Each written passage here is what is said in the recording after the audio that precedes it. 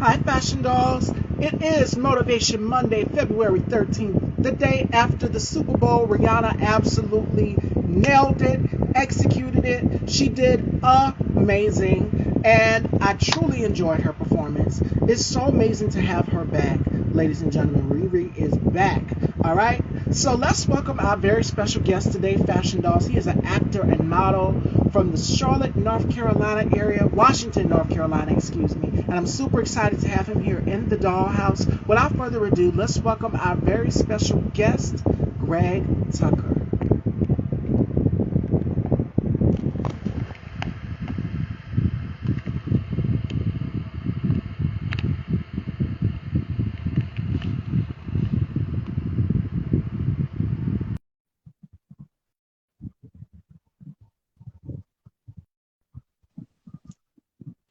Hello, Hey, hello. Welcome how's to it going? the doll. Doing excellent yourself. I'm good. I'm good. Hanging in there, doing these auditions, trying to, get everything going. Yes, it is such a pleasure to have you here. This is the day after the Super Bowl. So, did your team win? How was it for No, you yesterday? no. Oh, As you know, I live in Jersey, so yeah, it was a little bit upsetting. We right next to Philly, so we all Philly fans. So it kind of hurt. I'm not gonna lie. hey, and at least we got something out of it for the ones out there. I just said it in the beginning before I introduced Greg. Is Rihanna absolutely stole the Oh Super yeah. Bowl halftime Oh yeah. show? She killed that. A That yeah. That was 13 special. minute performance, pregnant. I don't know what woman. I just don't know. She defied gravity as they elevated. I got nervous when she dropped, when she was dancing and she dropped. I said, oh God. So she did absolutely amazing, in Right. case you guys missed it. So Right. we're talking about the Super Bowl. So aside that, how has 2022 been for you thus far before we kick off this conversation, this interview? Honestly, it's been great. Can't really complain. I actually started my acting journey out of what most people would call a tragedy. My brother passed, but that was my rock. So yeah, after that, I was kind of just like, let's go for it. And within a year, I went from not having any credits, no films under my belt, to about 16 films, four national films, Netflix, uh, Amazon Prime. I'm on Servant, and then a bunch of indie films. So I have manager in LA, agents, New York, PA, Atlanta, LA. So it just goes to show. I put my head to the grind. I kept it moving. So whole 22. That's my whole my full length history right there, and just love it. The momentum's great. I love being on set. Can't really complain. And you haven't stopped ever since. No, no, I have not. There's no stopping.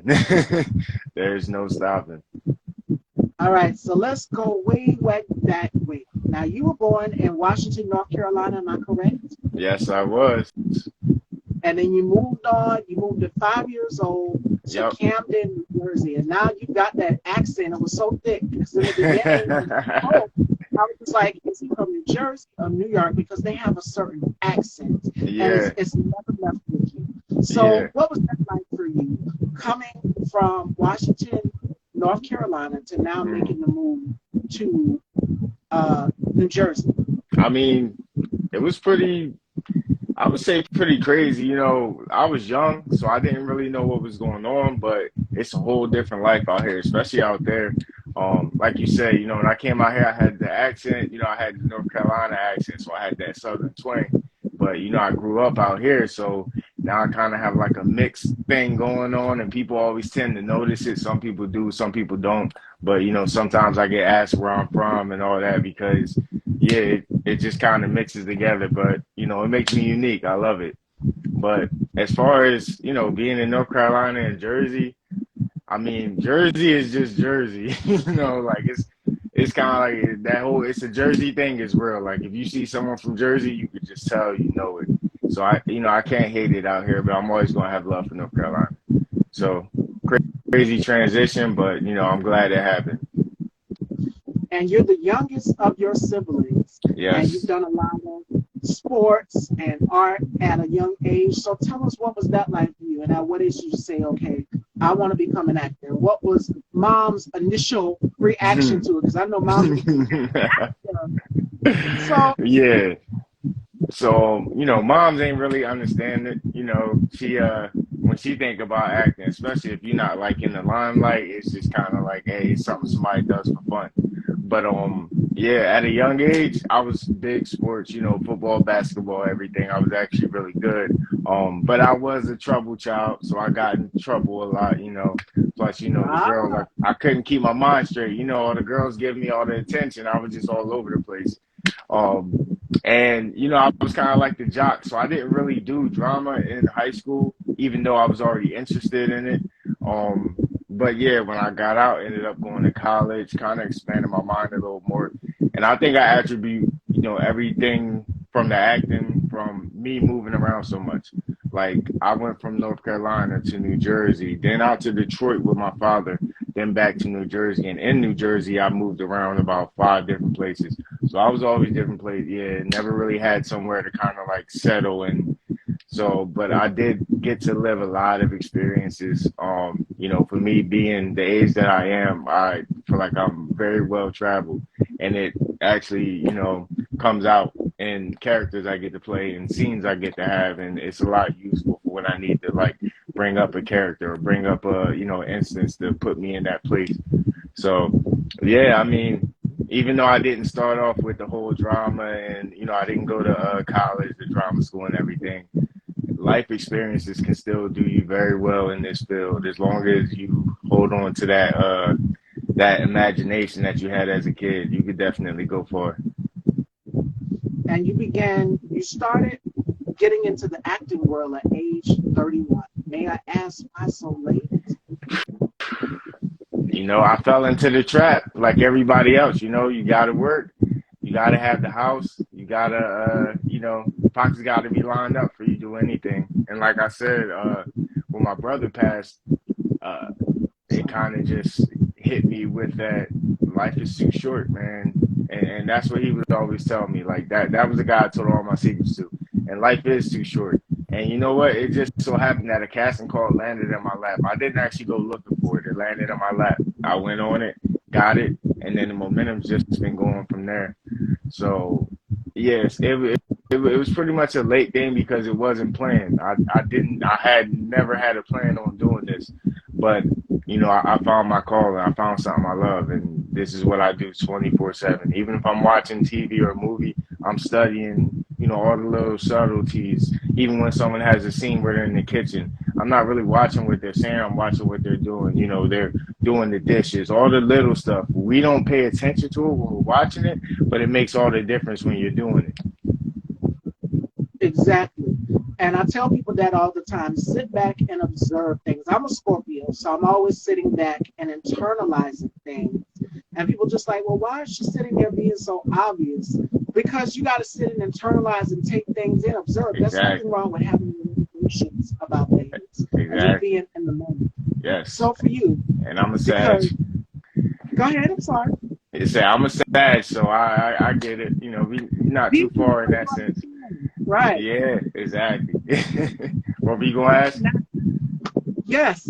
Now you've got the role in feature film Hustle alongside one of the greats in comedy, Adam Sandler. I mean, I remember him from Saturday Night Yeah, Live, and yeah, he's done so much throughout his career. So, yes. what was that like to work alongside, to get the call back to work alongside the legendary Adam Sandler? I mean, it was great. That was one of the first things I've ever done.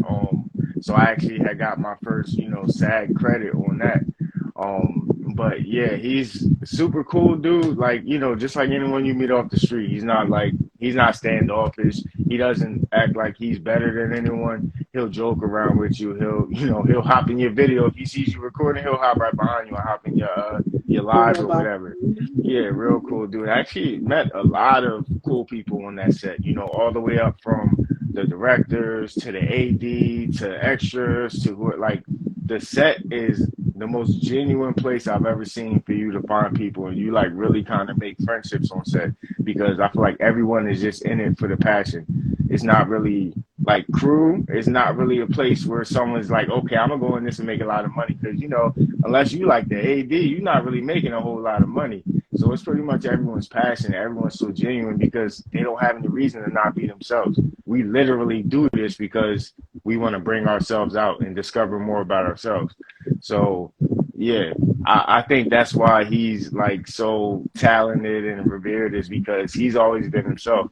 And you notice his movies, he always actually brings the same people along with him. That loyalty, that trust, and just everything, it can't be matched. So yeah, getting to work with Adam Sandler was a huge, huge deal.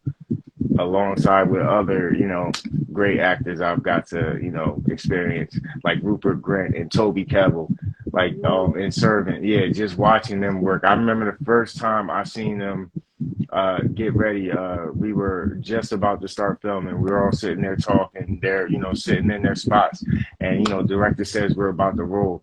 And just from me and them talking to when they said we're about to roll, like they didn't have to say anything, but I could see that they were just totally different people. They were ready. And when I seen that, I was like, this is what I want to do for the rest of my life. They didn't even have to say anything. I could just tell that they got in the character and they were just totally different people. They didn't have to say a word. It was just the demeanor. You could tell everything about them was different and they were ready.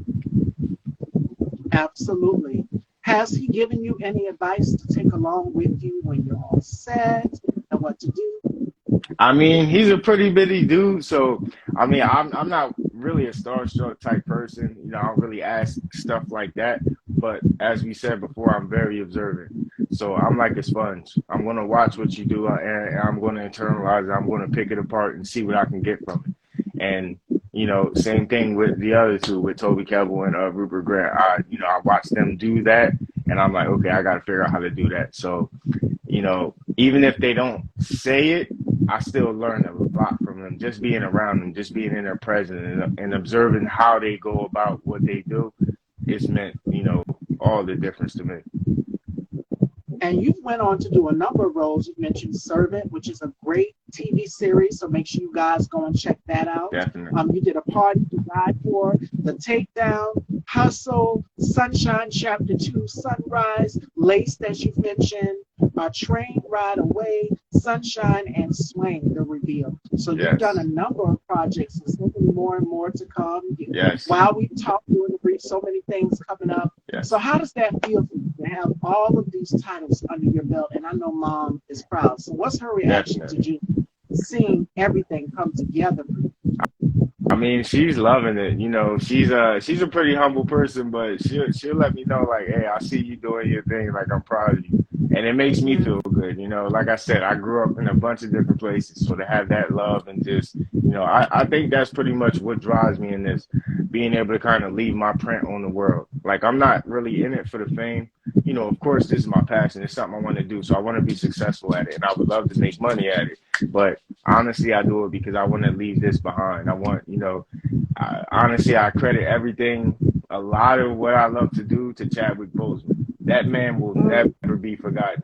And yeah, I just want to follow in his footsteps as much as I can. Like, he never took a role that would present a person of color as something detrimental to the people that are watching it. And I respected that about him. Everything he did had a purpose. And that's pretty much what I want to do. I want to be able to, present a character so well that I invoke an emotion in you. When you see me play that character, you're like, damn, I went through that. I felt that. That's pretty much what it is for me. And he left such an impact. When you said that, I said, oh. Yes. Yes. And speaking of Chadwick, because that was actually going to be my next question for you, because he played number 42, and he also did James Brown as well, too. For you, if you could choose one to play a bio about, who would you choose? Well, I think we already got the answer to that question. Of course, it would be Chadwick. I would love the opportunity, yes. I was actually auditioned for the Michael Jackson biopic. So yeah, I was surprised about that too, but they were relentless. At first I didn't take it because I'm thinking like, hey, I don't look nothing like him. but Uh-huh. they kept coming at me and hounding me like, hey, do you wanna can you audition? Can you audition? Finally I did it. I don't think I ended up booking the role, but you know, the fact that they were like really, really wanting me to do it just showed me that I had something that, you know, that they want to see. And that's always good. A lot of people get discouraged when they get so many auditions and they don't book the role. But remember, if they're bringing you back and back for those auditions, that means they see something. They want something. You just got to give it there. And even if you don't get it on that movie, they're still going to bring you back for something else. And that could be a slot. So do not let that go. And love those ones that keep bringing you back because they're the ones fighting for you. And it happens to a lot of actors. A lot of actors will go out for these roles, and sometimes their scene will be on the chopping block. You won't get in the film. And I give you an example. You guys know Yvette Nicole Brown. She was supposed to be Effie in Dreamgirls, and Okay. Jennifer Hudson winded up getting the role. So Yep. it was originally her that played it alongside Jamie Foxx, and Okay. then Jennifer Hudson winded up getting the role. Wow. So it won't be right then and there. Sometimes you're not going to get it at the first go round, but you come back, keep doing it, and then it happens. Exactly. So yeah. Exactly. I can't even remember how many times that happened to me. You know, we all see ourselves a certain way. So when I first started out, I know I was going for a lot of the roles, like, you know, the bad guy, you know, the drug dealer. And plus they would put me in that role a lot. You know, I was black, had braids. Of course they wanted me to be a drug dealer. But what I started noticing is that when they would audition me for that part, I would get booked as the opposite character, you know, the friend or the guy that's like making that choice, like, okay, I'm doing a bad thing, but I'm a good person. So that actually let me know something about myself, or as they see me. So now I know that those roles are kind of like my niche, so I can try and go for that more. But yeah, it happens a lot. You go for a role and you get picked for another one, which I don't mind. You know, the casting directors have that eye that we don't. You know, we can see ourselves and we can see what we want to do, but this is what they do, and they can see where we fit into the big picture. So, you know, I just like to let them do their job. You know, as long as I can add to the film, I'm happy. So yeah. But Now yeah, let me ask you. Go ahead. I'm sorry. no, I wasn't gonna say nothing. Go ahead. Yes, I'm gonna ask you this question. For you as a black man, Greg, because I know this tends to happen in Hollywood and just in the entertainment business in general, where black male actors, get typecasted, and they, like you just said, they only want you to portray a certain type of role. And Leslie Jones from Saturday Night Live, she says that they typecast her as the loud best friend. You know, so that happened with black actors. What are your thoughts on typecasting going on for actors of color? I mean, it's definitely a problem, and it's definitely something especially earlier on when I first started, I thought about it a lot.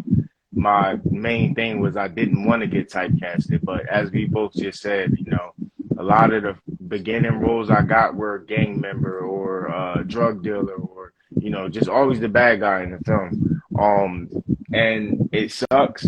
And one thing I always said about the film industry is I feel like that's the only place where people are kind of allowed to like lean into those stereotypes, because even though we don't want it to happen, it's the way we see the world. So when they make that movie, you know, if they were to put, you know, you can't put a guy that, you know, the whole world would see as a geek in a jock position, you know, because they're gonna be like, why would they cast that? So the bad thing is sometimes it's needed, because for anyone to want to watch it, that's what they want to see. I think that says more about the world we live in than about the industry we're in. But at the same time, you know, if you're strong enough or if you have enough will, you can break yourself out of that, you know, typecast situation. As I said, you know, I was always the, you know, gangbanger or the drug dealer, but now they end up playing me as the boyfriend. I get police officer a lot, or FBI agent, stuff like that. They bring me out a lot for shows like NCIS, FBI. They just brought me out for Kingdom Business on BET. Look at that. Yeah, Jocko Sims movie Grown. He actually auditioned me for that. Yeah, I get uh crazy, almost delirious amount of auditions. I was just doing four before we before we started this. Which like I said, I don't have a problem with because that means that they see something that they want and I'm trying to give it to them.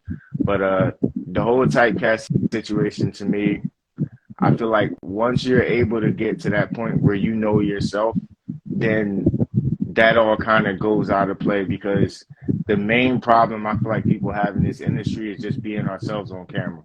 Like even as comfortable as I am right now, I'm not always going to be that way in the audition because I'm trying to figure out what the casting directors want, even though that's not what I'm supposed to be doing. I'm supposed to just be bringing me, and if it's right for that role, then it's right. If it's not, then it's not. But we're human, so we tend to want to give people what they want. But as far as that goes, I would say just kind of learn to be you and be in your skin and just bring that to the camera. And they'll be able to see you instead of just a black guy that can play a gangbanger.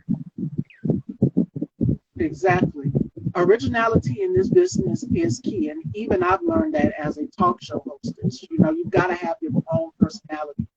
And I don't want to be like the Oprahs or the Tamlin or the Jennifers or the Yeah, Caramos or yeah, Montel. I mean, I set myself aside from other platforms to be different, and I dare to be different. So I yes. said that is one key word that I put on my vision board, and that is dare. Dare to be different. Dare to be uniquely you, I because like you are that. you're one of a kind, and originality is key. That's what people are looking for, especially in the entertainment business, music Yes, wise, entertainment wise, and more importantly, talk show host wise. They're wanting someone exactly, that has a personality. So exactly. that's That is so true. Hey, hold on, you in LA, right? I'm in South You Carolina. in you in South Carolina? I don't know why I always thought you were in LA. Well, I'm actually about to make that move to LA though. That's actually Definitely coming. more Yeah. opportunities there. I've interviewed a lot of actors that are in the Los Angeles area, and they're always hmm saying it's always something going on there. So Oh it's a yeah. lot more opportunity, a Oh lot. yeah. Expand your mind, definitely. Yes, yes. Especially, right now I'm in the Philly area, so Philly is predominantly independent films. So even though I'm SAG eligible, I haven't joined SAG yet because that would disqualify me for a lot of films that shoot in this area because Philly is predominantly independent. Except for like, you got your bigger films like Servant and all that because M. Night Shyamalan, he's from Philly, so he shoots out here a lot. Um they're shooting Catamount right now. Hopefully, I'm not breaking any NDAs, but there's a couple huge people casting that. That they auditioned me for one of the principal roles as well. But yeah, when it comes to stuff like that out here in Philly, it comes around, maybe a couple times a year, but a lot of it is independent films. Like we have the urban film awards and everything out here. But when it comes to Los Angeles, everything is rolling out there. So I feel like, yeah, And it's the land of opportunities. So yeah, and I it's so can't much. wait to get out there. There's so much more to come. Now you've mentioned shooting films independently. Now, could you step behind the lens? Could you see yourself stepping behind the lens? Yes, definitely. At some point when I get to where I want to be in my acting journey, I definitely plan on stepping behind the lens. One, because as an actor, um, you're always waiting on someone to give you an opportunity. And most A-list actors know this, so that's why you see them all being executive producers and making movies and TV shows. Because if you spend this whole time trying to get a job from someone, then that's all you're ever going to do, and it's going to be so so so tiring. But if you can learn to produce your own stuff, like Adam Sandler or Eddie Murphy, if you want, you can star in your own film. You gave yourself a job. You created something that you're making money off of, and you own the mental rights to. And one, it's fun as hell, and two, now you have yourself to where you can create a job opportunity for yourself and anyone Yeah. that you have on your team. So that's always Absolutely. been my plan. Yeah, once I get to that, spot where I have a voice and I can do those things, I want to bring it back to my team and create jobs for people in my network and be able to make my own films and tell my story. Because honestly, my life has been a movie in itself, and I've been told by a lot of other people like, "Hey, if you can make that into a film, you can make some money."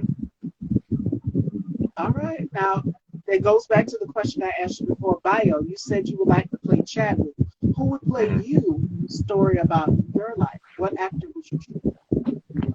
To play me, um, when I was younger, I mean, when I had my hair shorter, I got compared a lot to Michael B. Jordan. So All right. yeah, I think I would like for him to play me. I always admire him. He's a great actor. Seems like a great dude. I haven't had the chance to meet him yet, but seems like a great dude. He's definitely a great actor. I love his style, and he always brings it to the table. So I would definitely love for him to play Okay. All right. All right, fashion dolls. So it is time for our new game here. We are going to do something called My Style, My Way. All right, because you know the Style by Stevie is beauty, fashion, entertainment. All right. So, Greg, you have to tell us in what 5 ways would you describe your personal style, dressing and all? me. Okay. Um, well, one, I'm a sneakerhead, so I have a bunch of Jordans. I got the whole, the clear boxes with all the Jordans in it. Um, I'm more of a relaxed type, casual style. Maybe something like, this, or a nice little coat with some Chelsea boots. And yeah, I'm not. I wouldn't call myself a big fashion person, but I just have like a laid back, black style. I wear a lot of black, red, blues, stuff like that. I'm just learning my higher colors, so I'm learning that I look good in like a yellow or something like that, and I'll match it with the fours, the J's, or something like that. I don't know if you're a Jordan person. Um, Hats.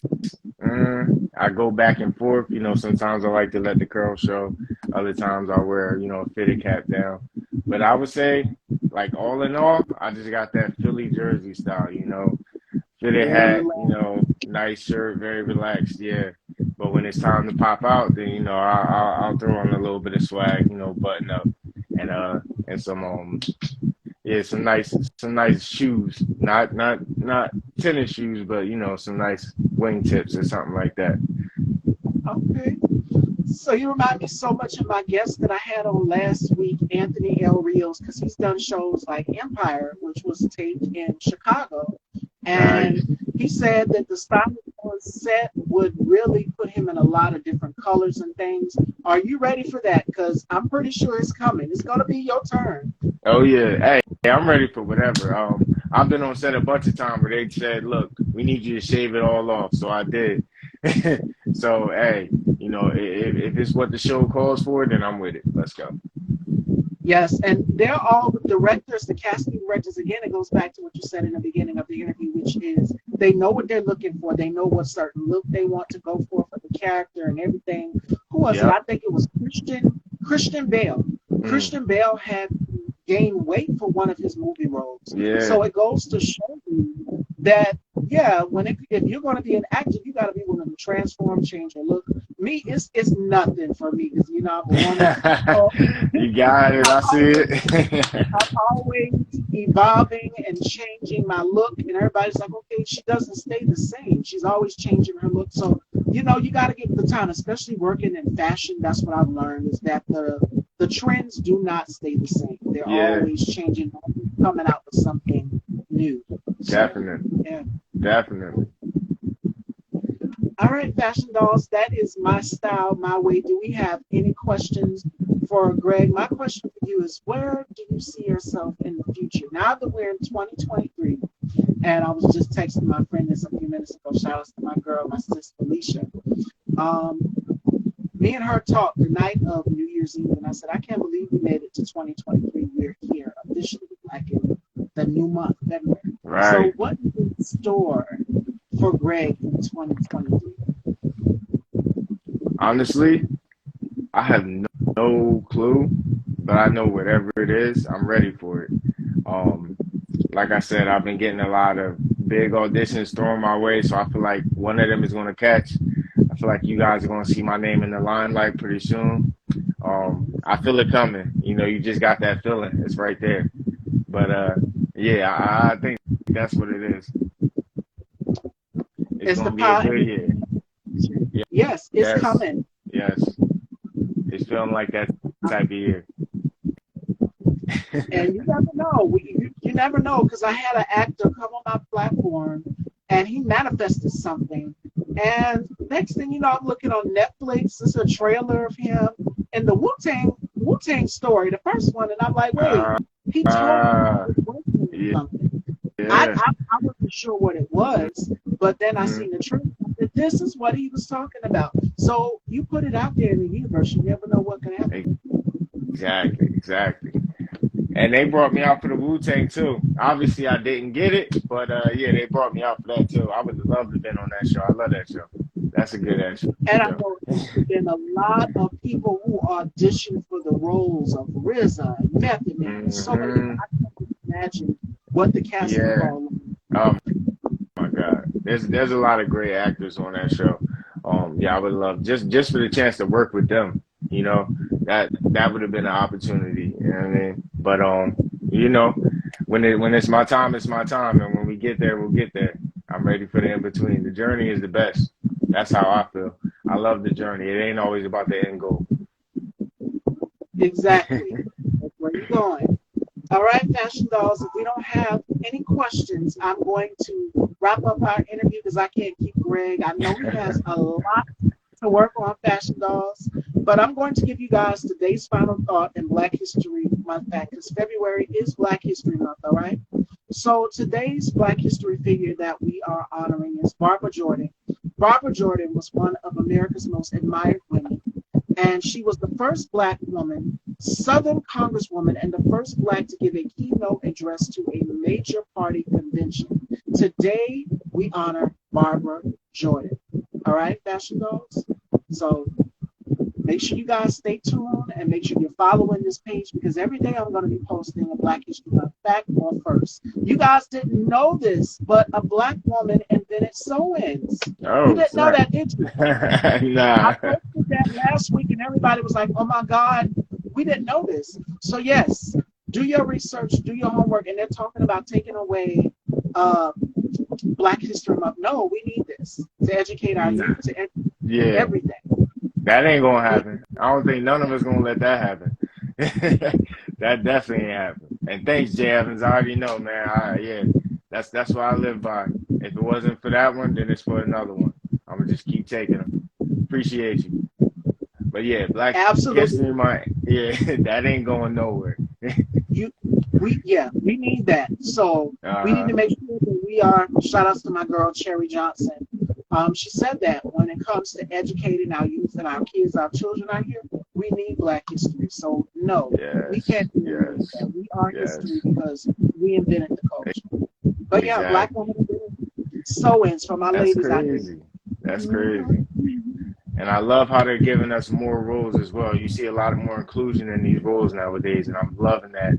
And that's also giving us way more chances. So, to all the people, you know, especially me being from a city, a small city, you know, Camden, but a lot of us think like, you know, that's not for us. We can't do that. But tell your people like, look, if they have the dream to do it, go for it, man, because they're putting it out there now. As you can see, you know, you got shows like uh, you know, Lord of the Rings. Now they're being more inclusive. They have a whole black, you know, squad in there. So you know that was never before. That was an all white cast, just like Game of Thrones. Now they have you know the whole High Towers that are all black and they're the wealthiest family on the show. So just saying that to say, look, man, don't let nobody crush your dreams. If this is what you want to do, or if you even want to try it and see what it is, then just go for it, man. You know, even if you fail, you still tried it. You learned something. You did something. That's it. Absolutely. Jay Evans, shout outs to Jay Evans. We did some collabs together. We did a music panel. So shout outs to Jay Evans. Make sure you guys head on over and subscribe to his YouTube channel. And also my brother K Tubes, the K Tube spot. Make sure you guys go and check out his platform as well too. A lot of great content. So head on over and check them out. These are like my brothers. So definitely go and support them. And to add on to what Greg said, I'm going to give you guys the final word of the day, all right? Which comes from another powerful Black woman, all right? This quote comes from Alice Walker. She is the creator of The Color Purple. Everyone knows that one. Whoopi Goldberg, Oprah, so many. She said this: the most common way people give up their power is by thinking they don't have any. So you are in control of your destiny. You are in control of what you put out there. And more importantly, you tell your story. It's your story. You write the script, you're the director, you're the writer, you're everything. So you have the power to control what you want to put out there. Remember that, and that is from Alice Walker. That is our final thought of the day. I'm going to let Greg close it out with any final words and thoughts, and let everyone know where they can follow you and check you out. All right. Yeah, everyone just, like I said, go for your dreams. Don't let no one stop you. Even if someone else can't see it, it means it wasn't meant for them. It was meant for you. So keep pushing. If you want to look for me on Instagram, it's at Greg Tucker Official. On Facebook, it's Greg Jr. with an O. And yeah, man, just keep an eye out for me. I'm on a couple different platforms. You can always look me up on IMDb, or you can Google me. Just put Greg Tucker in. I'll pop up, see this handsome face all over. But yeah, just everybody keep on pushing. Have a great day, and let's get it. That's all I got to say. All right, fashion dolls. Don't listen. Don't let nobody crush your dreams. Also, don't let nobody crush your dreams either. Exactly. And it goes back. Thank you for having me on. I appreciate it so much. And all you guys, thanks for watching. What'd you say? And I would love to have you back on. I said I would love to have you back on again in the future. We definitely got to set that up. Of course. I'm gonna have more for you too. I'll be able to, explain some of the roles that actually didn't come out yet. So I have a bunch of films that haven't come out yet. So you'll get to see them, and then we can, run that down. But until they come out, I kind of gotta, the NDAs. Yeah. All right. Well, thank you for having me on. I appreciate it. You are so welcome, ladies and gentlemen. Greg Tucker. No show tomorrow. It is What a Man Week all throughout the month of February. It is all about the men, ladies and gentlemen. So definitely follow. We have a great lineup this week. So joining me Wednesday, we have Cornelius, who's also an actor, and he will be here with us. So no show tomorrow. Happy Valentine's Day. Happy Galentine's Day, and all of that. And I will see you guys Wednesday. Thank you all, and stay styled by Stevie. Take care, everyone.